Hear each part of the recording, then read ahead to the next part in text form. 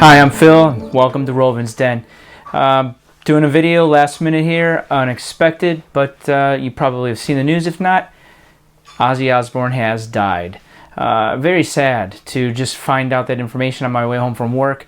Just a few days ago, watching the farewell Black Sabbath concert and noting a couple things about Ozzy at that is, how sad it looked when he was sitting and he seemed like he was trying to stand up and he couldn't. And then at the end, when everyone kind of just left him there on the stage and he was sitting there by himself, and the actual broadcast when it showed all the fireworks and stuff you didn't really see, but when you seen the behind the scenes footage of him just sitting there by himself, and then he's circling off the stage past Sharon and Jack and whatnot, it was a sad moment.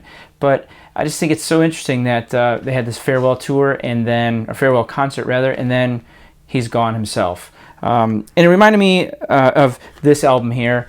This is something that I've always enjoyed, this Black Sabbath reunion. It was something that when I was watching the show last week, I was thinking of this and just remembering how much I enjoyed this reunion CD. And I'm really hoping that they do release that upcoming, that past show on upcoming. But I wanted to talk about my favorite musical thing of Ozzy's. I have some of his records and whatnot, and of course I like those, and I'd like to acquire that Ozzy box set, which I don't have. Be nice to get that. But something that I've always really enjoyed about CDs are these big box set special editions, and I've always really loved this Prince of Darkness. And I just listened to this about a month ago, I suppose. Went through the whole thing, and this is such a fantastic thing. And if you haven't seen this and you don't have it, I highly recommend it. It's 4 CDs here. It's a fantastic long collector's box thing of Ozzy. But the thing I love about these is that it comes as close to the vinyl experience in the tangible aspects of it as it can be with these. This came with a free Ozzfest ticket back in the day. You can see that there, which is unused, of course. I think I may have been in Japan when this thing came out. But it's just filled with such wonderful essays inside and photos of Ozzy. And this is the Prince of Darkness set. Fantastic CD collection. And I really enjoy this. It's like with the Rhino Hi-Fi, what they do, and talking about the show, or the liner notes about the album and stuff. And you can see stuff in here about those tracks that are on here. And the tracks that are on here, the thing I love about this is that it contains live versions of a lot of Ozzy's stuff.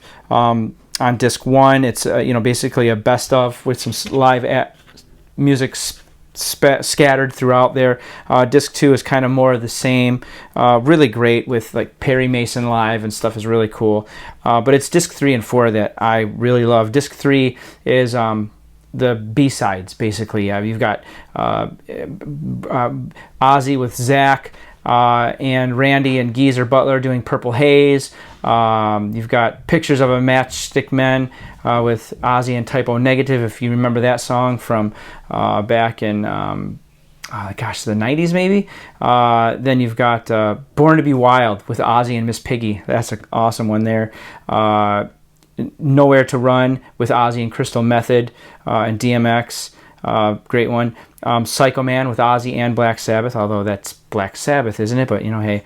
I Ain't No Nice Guy. That's the one, that's with Lemmy and Ozzy. In fact, I think it's all of Motorhead on this version here on the track. One of my favorite songs from back in the day, Infectious Grooves, which was the Suicidal Tendencies, and Ozzy Osbourne, Therapy. Excellent song. I really love that. And then Dog the Bounty Hunter, the theme for that show is on here as well, and that's disc 3. Disc 4 is a lot of previously unreleased stuff from the Ozzman. Well, it's with sad heart that I had to film this video. I had planned on filming something when I got home from work today, far different.